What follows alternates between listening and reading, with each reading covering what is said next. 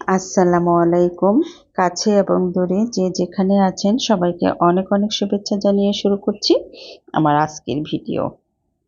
এখানে আমি কিছু তালের পিঠা বানিয়েছি, মানে তালের গুলগুলিও বলা যায়, তালের পিঠাও বলা যায়, আবার তালের বড়াও বলা যায়।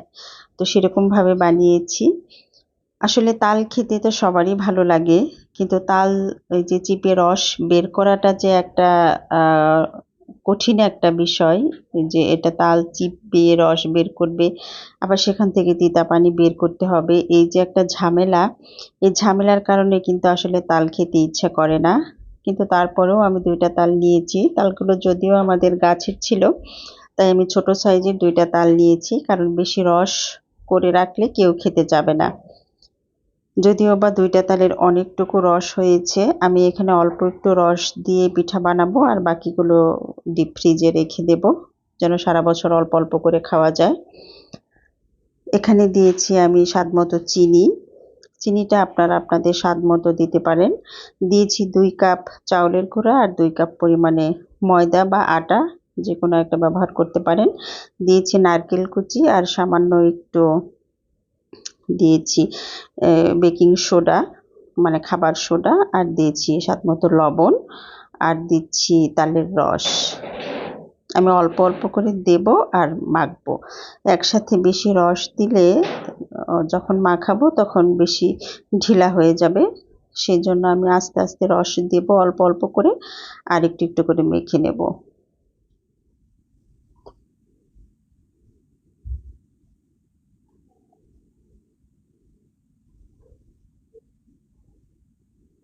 দেখতেই পাচ্ছেন আমি অল্প অল্প করে রস দিয়েছি আর মেখে নিয়েছি। তো আমার মাখানোটা শেষ হয়ে গিয়েছে।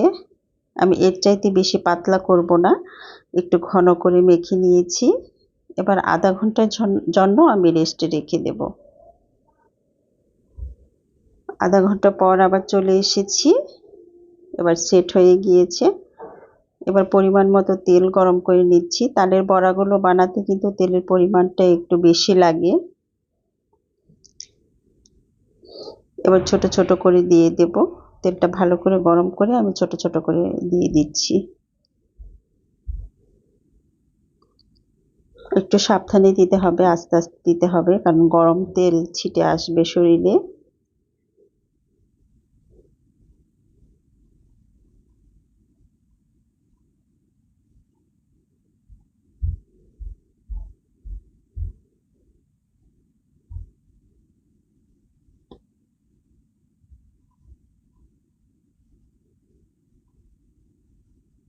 এবার আস্তে আস্তে উল্টে দিচ্ছি।